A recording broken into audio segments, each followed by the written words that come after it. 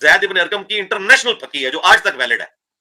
غامدی صاحب اس کے آگے لیٹ گئے ایسے کر کے, اتنی بڑی پکی دی ہے انہوں نے. زید ابن ارقم نے کہا ہے کہ بیوی اس وقت تک اہل بیت ہوتی ہے جب تک عقد میں ہو, جب عقد سے نکل جائے تو اہل بیت نہیں رہتی. اس کا جواب غامدی صاحب کے پاس نہیں تھا, اگرچہ حسن الیاس بھائی نے ان سے سوال کیا ہے کہ اولاد تو پھر بھی اہل بیت رہے گی, بیوی تو ختم ہو جائے گی, تو اس کے اوپر پھر وہ کلین بولڈ ہو گئے. اس کا تعلق زبان سے ہے, اس کا منطق سے کیا تعلق ہے؟ اللہ نے ایک لفظ استعمال کیا ہے, عربی زبان کا معروف لفظ ہے, جس معنی میں عرب بولتے تھے اسی میں استعمال کیا. گھر والے کے معنی میں ہے, جیسے اردو میں ہم کہتے ہیں آپ اگر مجھے دعوت دیں اپنے کھانے کی اور یہ کہیں کہ گھر والوں کے ساتھ آئیے گا, تو اس سے میں یہ وہاں منطق بگاڑوں گا کہ بیوی کو چونکہ الگ کیا جا سکتا ہے اس لیے وہ تو ہو نہیں سکتی گھر میں. کیا خیال ہے؟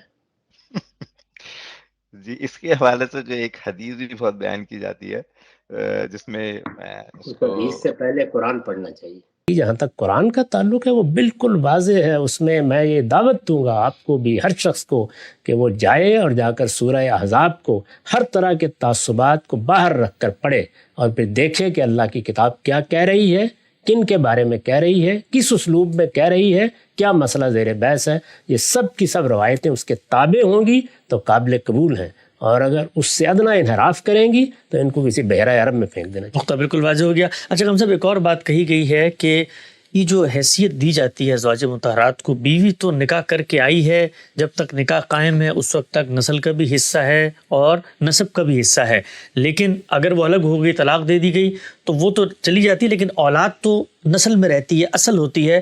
تو اہل بیت میں اگر کسی کو مراد لینا چاہیے تو وہ تو اولاد ہونی چاہیے, اس لیے کہ بیوی کو تو آپ طلاق بھی دے دیں وہ چلی جائے گی, لیکن اولاد کو تو آپ طلاق نہیں دے سکتے.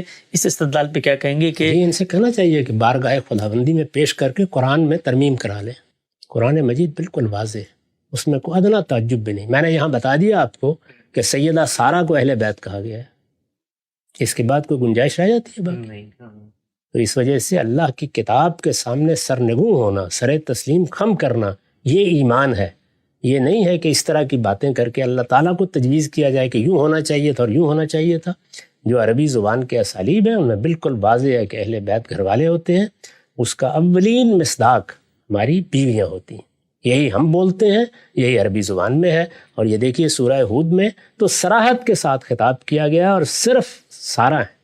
اتعجبین من امر اللہ, واحد مؤنث کے صیغے سے خطاب شروع ہوا ہے, وہاں پر بھی یہی کہا گیا. یہی صیغے ہیں, یہی انداز ہے, یہی اسلوب ہے.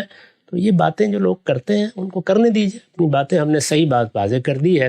قرآن مجید کی روشنی میں جو ذمہ داری ڈالی گئی وہ ازواج مطہرات کے بارے میں ہماری مائیں قرار دیا گیا ہے. ان کو کوئی معمولی درجہ نہیں ہے, یہ پیغمبر ہمارے باپ ہیں اور وہ ہماری مائیں ہیں, اور ماؤں کی حیثیت سے بیٹوں پر جو ذمہ داری عائد ہوتی تھی اس ذمہ داری کو حضور نے بیان فرمایا ہے. وہ ذمہ داری بیٹوں نے آخری درجے میں ادا کر دی, انہوں نے اس میں کوئی کوتاہی نہیں کی ہے. باقی لوگ جو کچھ کر رہے ہیں وہ اپنا انجام خود سوچ لیں اور اپنا جواب بھی خود سوچ لیں.